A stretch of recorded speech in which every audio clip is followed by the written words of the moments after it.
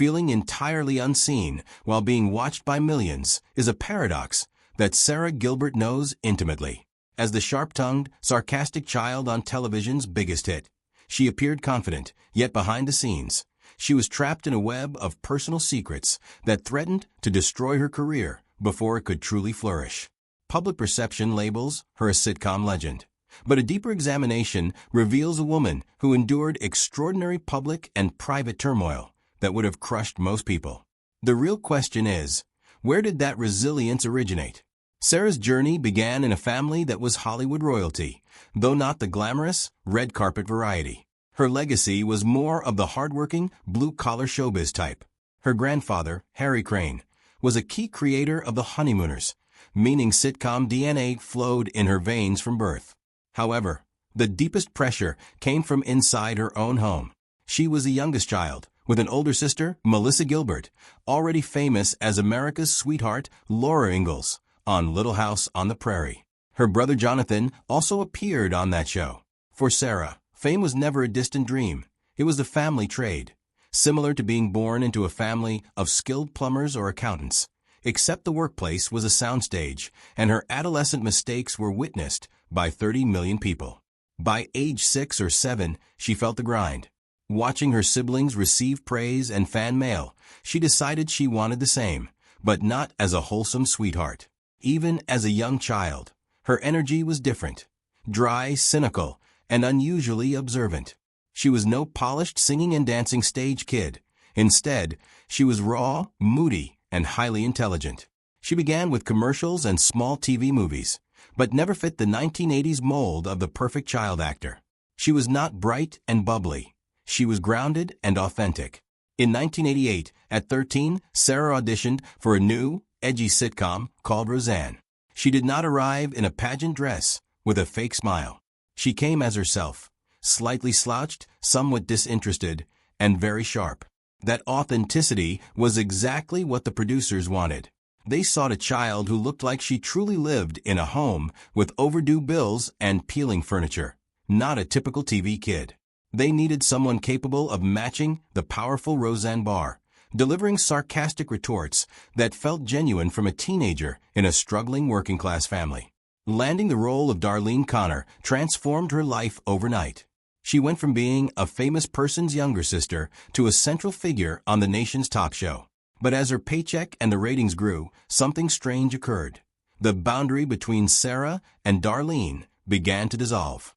She started using Darlene's tough, sarcastic exterior as armor to conceal her own inner struggles.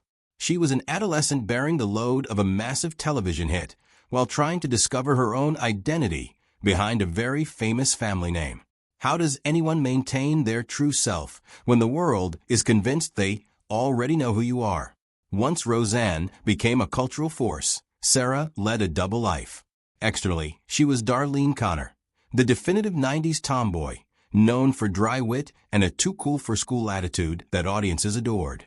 Darlene became the spokesperson for every misunderstood teenager who felt smarter than the adults around them.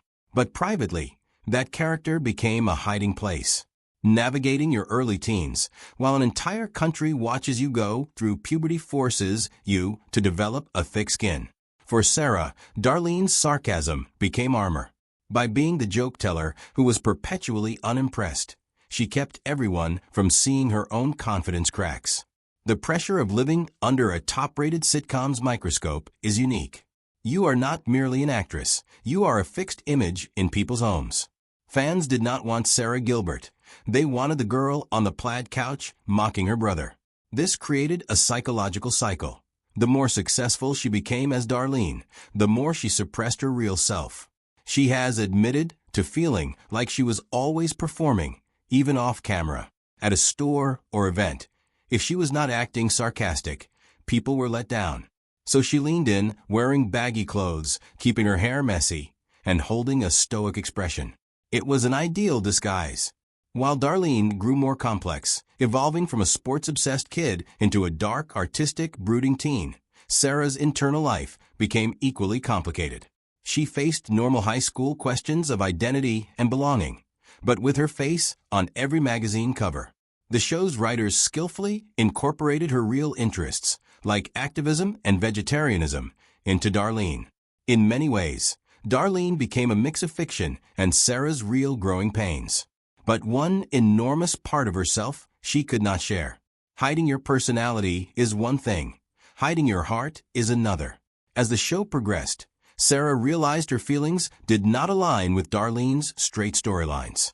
She was becoming a public woman and falling in love for the first time, yet terrified that if the world learned the truth, her mask would not just slip but shatter, taking her career with it. She held a secret that grew heavier daily. In the early 90s, writers gave Darlene a boyfriend, casting Johnny Galecki as David Healy. On screen, they were the ultimate alt couple, the moody artist and the sensitive guy. Their natural chemistry soon became real. Sara and Johnny dated from about age 16, appearing as the perfect Hollywood teen romance. They were two big stars on the biggest show, and fans were obsessed. Johnny was her first real love, and they were inseparable. Yet as the relationship continued, Sara felt a growing unease.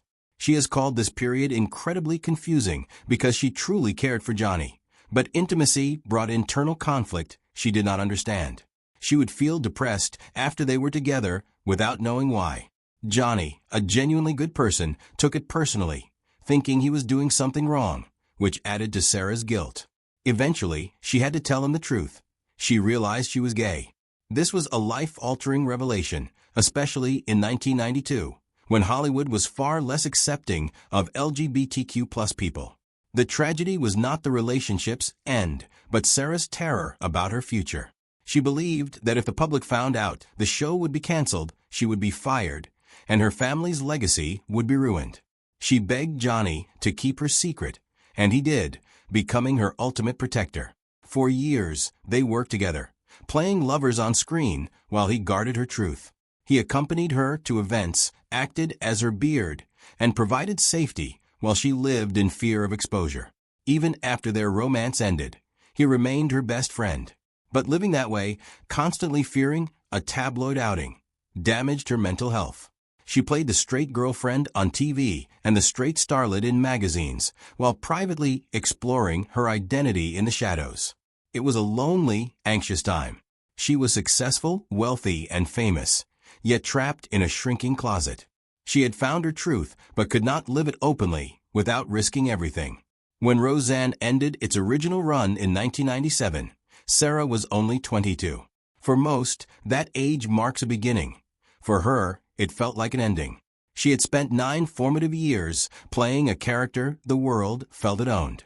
Suddenly, the set, cameras, and weekly safety net were gone. The silence that followed was more overwhelming than fame's noise. She entered the wilderness years, too famous to be normal, but not current enough for big roles. She turned to education, attending Yale to study art, which was also a retreat. She sought a version of herself without scripts or punchlines. At Yale, she was just another student, but global recognition does not switch off. She tried being an intellectual, an artist, while the world still expected sarcasm. This period was aimless. She did photography, studied hard, and graduated with honors, but acting still called to her. The darkness of these years was not about public meltdowns, but an identity crisis.